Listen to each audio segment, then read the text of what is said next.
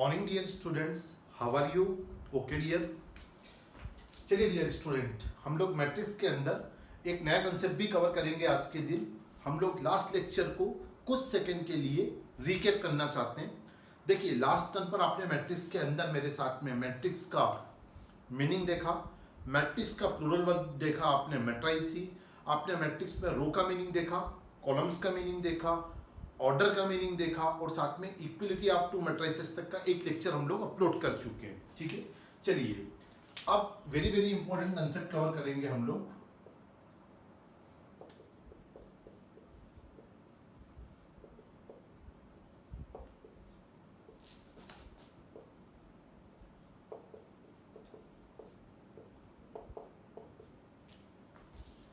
Multiplication of to matrices, that's great.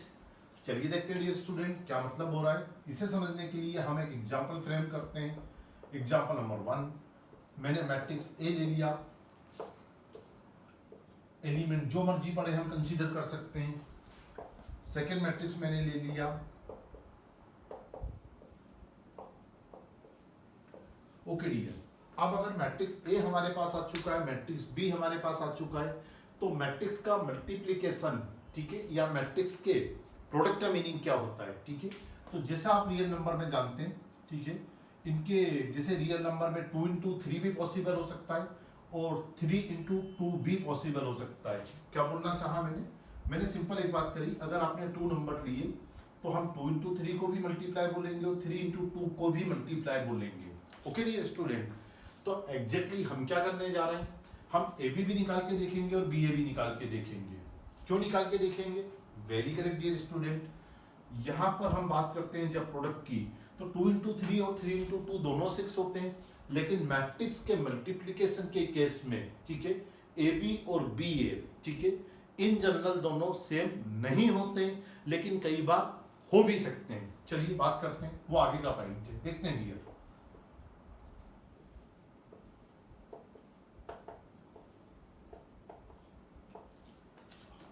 अब यहां पर मैट्रिक्स का प्रोडक्ट करने के पहले हमें एक इंपॉर्टेंट असाइनमेंट करना पड़ेगा। ठीक है, किस इंपॉर्टेंट असाइनमेंट में डियर स्टूडेंट मैं आपको लेके आना चाहूँ, देखिएगा। फर्स्ट मैट्रिक्स का आप ऑर्डर डिनोट करेंगे, सेकेंड मैट्रिक्स का ऑर्डर डिनोट करेंगे, और यहाँ फर्स्ट और सेकेंड का मतलब है कि अगर मैंने मैट्रिक्स का मल्टीप्लाई ए बी ले लिया है तो जो फर्स्ट प्लेस पर आ रहा है उसे फर्स्ट मैट्रिक्स बोलूंगा और जो सेकेंड प्लेस पर आ रहा है उसे मैं सेकेंड मैट्रिक्स बोलूंगा। ठीक है, अब मैट्रिक्स का मल्टीप्लाई स्टार्ट करने से पहले, ठीक है, one thing should be confirm very crystal clear way. ठीक है, क्या पॉइंट में आपसे कंफर्म करने को बोल रहा हूँ डियर स्टूडेंट, मैं ये कंफर्म करने को बोल रहा हूँ ये दोनों नंबर इक्वल होना ही चाहिए। ये मैट्रिक्स का मल्टीप्लाई स्टार्ट करने की मैंडेटरी कंडीशन है। ठीक है, और अगर ऐसा नहीं हो पाया तो हम मैट्रिक्स का मल्टीप्लाई कर ही नहीं पाएंगे और हम लिख देंगे कि मैट्रिक्स प्रोडक्ट तो पॉसिबल नहीं है। ठीक है, तो इस बात को मैं यहां पर मैं आगे जाके वर्ड्स में भी लिखूंगा। ठीक है, चलिए यही समझ लीजिए, जब मैं मैट्रिक्स फर्स्ट मैट्रिक्स का ऑर्डर लिखूंगा तो इसके अंदर आने वाला जो सेकंड नंबर है, ठीक है, वो फर्स्ट मैट्रिक्स के नंबर ऑफ कॉलम को डिनोट करेगा और सेकंड मैट्रिक्स के अंदर आने वाला जो फर्स्ट नंबर है वो सेकंड मैट्रिक्स के नंबर ऑफ रोज को डिनोट करेगा। दैट मीन्स, ठीक है, I want to say this, मैं ये कहना चाहता हूं, ठीक है, कि अगर फर्स्ट मैट्रिक्स के नंबर ऑफ कॉलम और सेकंड मैट्रिक्स के number of rows if both are equal then matrix product possible, otherwise not. ठीक है, एक बार फिर रिपीट करना है, अगर फर्स्ट मैट्रिक्स के नंबर ऑफ कॉलम और सेकंड मैट्रिक्स के नंबर ऑफ रोज दोनों अगर आपस में इक्वल होंगे तो ही मैट्रिक्स का प्रोडक्ट पॉसिबल होगा, अदरवाइज तो मैट्रिक्स का प्रोडक्ट पॉसिबल नहीं हो पाएगा।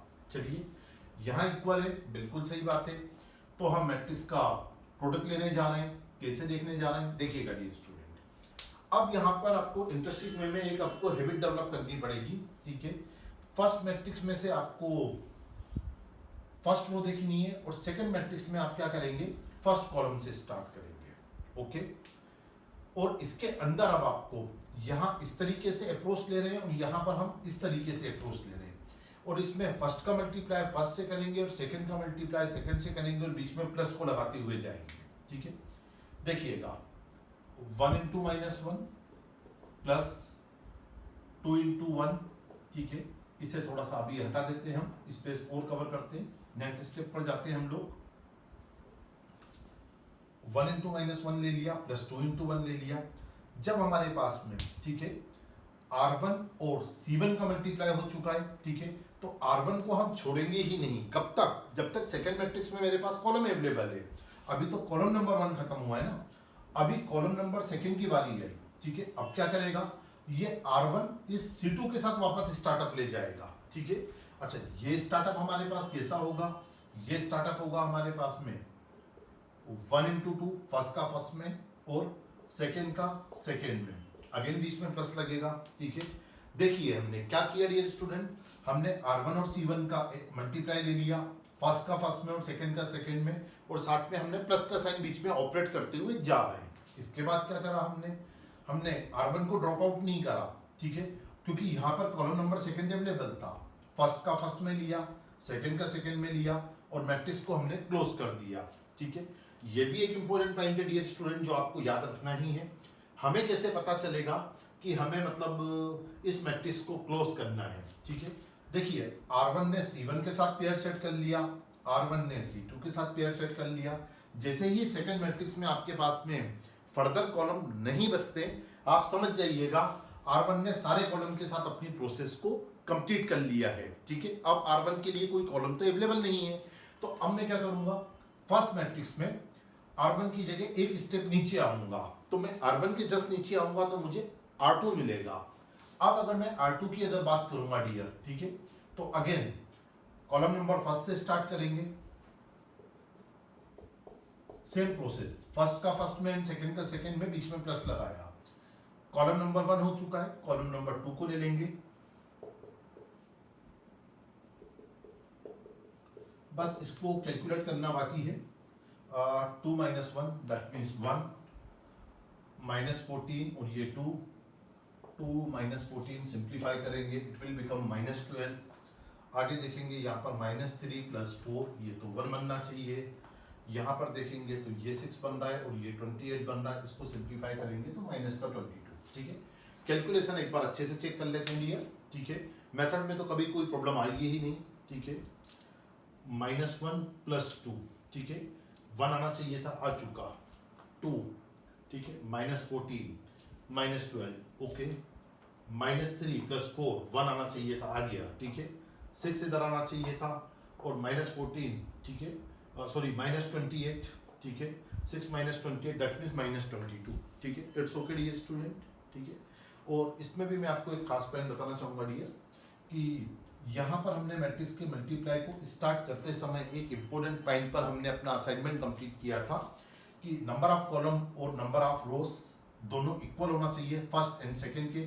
इसके बाद जो इन दोनों को इक्वल करने के बाद इसे हटा दीजिए और बाकी जो 2 नंबर बचेंगे, ठीक है, उनको आप क्लब कीजिए। ये रो का काम करेगा, ये कॉलम का काम करेगा। ये जो बचेंगे इन दोनों को मिला के जो नया नंबर फ्रेम होगा, ये रिजल्टिंग मैट्रिक्स का, दैट मीन्स ए और बी मैट्रिक्स का प्रोडक्ट होने के बाद बनने वाले मैट्रिक्स का ऑर्डर सेट होगा। मतलब ये भी एक वेरी वेरी इंपॉर्टेंट पॉइंट हमारे माइंड में सेट हो रहा है कि मैट्रिक्स का प्रोडक्ट होने के बाद में मैट्रिक्स बाद में आएगा, उसका ऑर्डर तो पहले ही डिनोट हो जाएगा कि उसका ऑर्डर क्या होगा, ठीक है। देखिए डियर आराम से,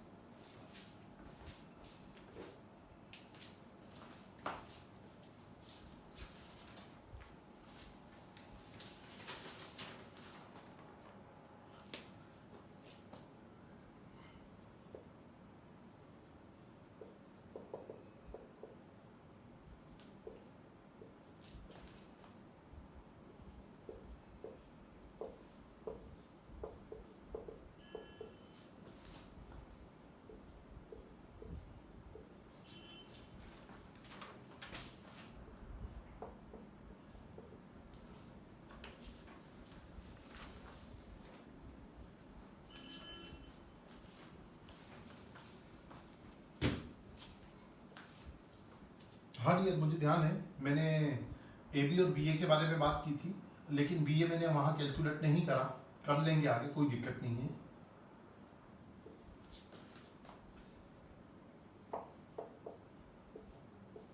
लीजिए डियर स्टूडेंट, एक बार फिर प्रैक्टिस करेंगे। ए बी कैलकुलेट करने हम जा रहे हैं, देखते हैं। यहां पर इसका ऑर्डर लिखेंगे 2 क्रॉस 3, इसका ऑर्डर डिनोट करेंगे 3 क्रॉस 1, ठीक है। फोकस होगा इन दोनों नंबर्स के ऊपर, ठीक है। ये दोनों आपस में इक्वल चाहिए थे, इक्वल आ गए। इनके इक्वल आने का मतलब है कि हम मैट्रिक्स प्रोडक्ट पॉसिबल हो गया है, उसे हम प्रोसेसिंग में ले सकते हैं, ठीक है। चलिए, अच्छी बात है।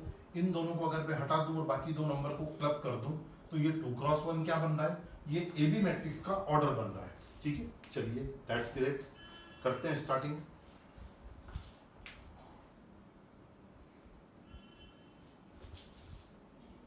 R1 एंड C1, यहां पर अब मैं मल्टीप्लाई लिखने की बजाय मैं करना पसंद करूंगा डियर, एक बार हमारी प्रैक्टिस सेट हो गई है। 2 3 जा 10,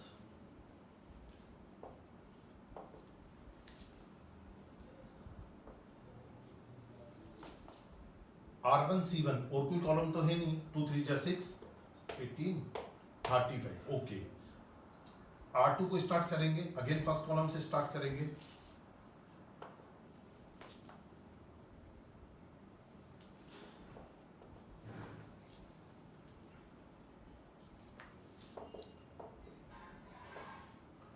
अब अगर इनको हम प्लस कर लेते हैं तो 18 + 6 24 और 35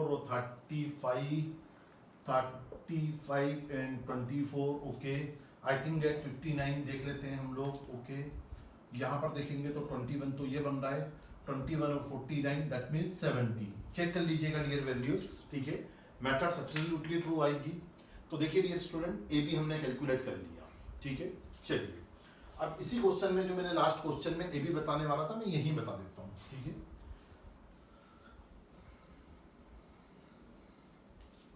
चलिए, 59 एंड 17, ठीक है। ये मेरे पास इक्वेशन नंबर फर्स्ट बन गया, ए बी मैंने कैलकुलेट किया। थोड़ा सा हम प्रीवियस पॉइंट पर आना चाहेंगे डियर, ठीक है। कि यहाँ पर ए बी निकालते समय, ठीक है, हमने जैसे ऑर्डर सेट किया था, इसका ऑर्डर हमारे पास में 2 क्रॉस 3 था, इसका ऑर्डर हमारे पास 3 क्रॉस 1 था। जब इनका प्रोडक्ट हमने लिया तो नए मैट्रिक्स का ऑर्डर 2 क्रॉस 1 आना चाहिए था, और वो आप वेरीफाई भी कर सकते हो। ऑर्डर वेरीफाई हो रहा है डियर, उसके एलिमेंट वेरीफाई नहीं हो रहे हैं। वो तो हमें करके देखने पे ही पता चलेगा कि वो सही किए या नहीं किए, वो तो वहां हमारा कंसंट्रेशन का खेल बैठेगा जाके। चलिए, बी ए की बात कर देता हूं मैं, ठीक है। बी मैट्रिक्स को फर्स्ट प्लेस पर लिया मैंने, इसके बाद में ए मैट्रिक्स को लेने चला गया, ओके। अब अगर हम आ जाते हैं, ठीक है, तो बी ए में अब मुझे ऑर्डर्स की जरूरत पड़ेगी, ठीक है। ऑर्डर डिनोट कर लेते हैं, 3 क्रॉस 1 ऑर्डर होना चाहिए, इसका ऑर्डर मेरे पास में 2 क्रॉस 3 होना चाहिए, डेफिनेटली 3 क्रॉस 1 है, 2 क्रॉस 3 है। अब जब मैं इंटरेस्टिंग फॉर्म में देखूंगा डियर, ठीक है, तो मुझे पता चल रहा है कि यहाँ तो ये तो 1 तो 2 के इक्वल नहीं है, ठीक है। तो यहाँ हम क्या कंक्लूड करेंगे, ठीक है, हम एक लैंग्वेज फॉलो करेंगे, since the number of column of matrix, यहां से फर्स्ट मैट्रिक्स उठाइएगा बी, नॉट इक्वल टू, ठीक है, और नंबर ऑफ क्या, ठीक है, मिसिंग हो रहा है वर्ड, पकड़िए, नंबर ऑफ कॉलम, है ना, इसकी बात की है मैंने, the number of column of matrix B, ठीक है, not equal to the number of rows of matrix second matrix, that means A, ठीक है। दैट मीन्स यहां पर फर्स्ट मैट्रिक्स के नंबर ऑफ कॉलम और सेकेंड मैट्रिक्स के नंबर ऑफ रोज, ये दोनों तो आपस में इक्वल नहीं हो पा रहे हैं। और अगर ये दोनों आपस में इक्वल नहीं हो पा रहे हैं, तो हम इंटरेस्टिंग वे में इसको कंक्लूड करेंगे, दैट्स व्हाई, ठीक है, यहां पर बी ए नॉट पॉसिबल, बस यही इसका आंसर रहेगा, ठीक है। तो डियर स्टूडेंट, यहां पर हम एक इंटरेस्टिंग कंक्लूजन और निकालेंगे। एक तो हम ये निकालेंगे कि टू मैट्रिक्स का मल्टीप्लाई हमेशा पॉसिबल हो जाए, ये भी कोई जरूरी नहीं है।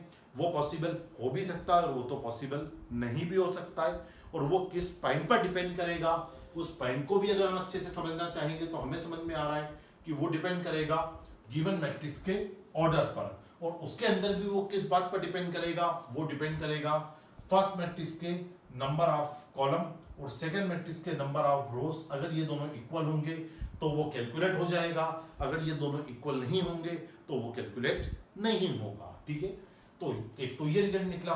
सेकंड रिजल्ट क्या निकालेंगे इक्वेशन नंबर फर्स्ट और सेकंड से, कि यहां पर तो जो है ए बी और बी ए ये दोनों आपस में इक्वल नहीं है।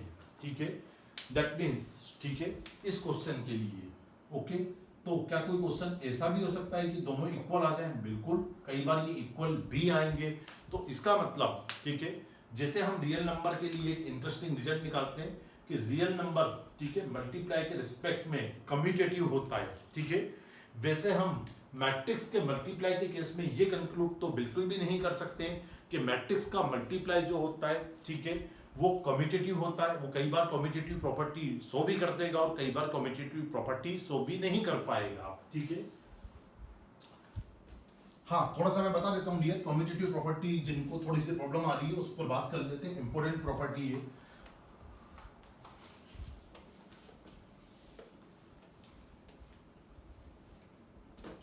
अगर मैंने टू रियल नंबर लिए, ठीक है, ए एंड बी, अगर मैंने ये टू रियल नंबर लिए और अगर मैं बोलता हूं कि अगर ए बी और B A both are equal, ठीक है, कहां से? A B two real number के लिए, इट मीन्स हम बोलेंगे कि यहां पर सेट ऑफ रियल नंबर है ना, मल्टीप्लाई के रिस्पेक्ट में कम्यूटेटिव प्रॉपर्टी को सेटिस्फाई करता है। ठीक है, मतलब जब भी हमारे पास में मल्टीप्लाई में नंबर्स को अगर हम आगे पीछे कर पाए और वो सेम आंसर प्रोवाइड कर जाएं, वो अनइक्वल ना हो, तो उस केस को हम बोलते हैं कि मल्टीप्लाई कम्यूटेटिव है।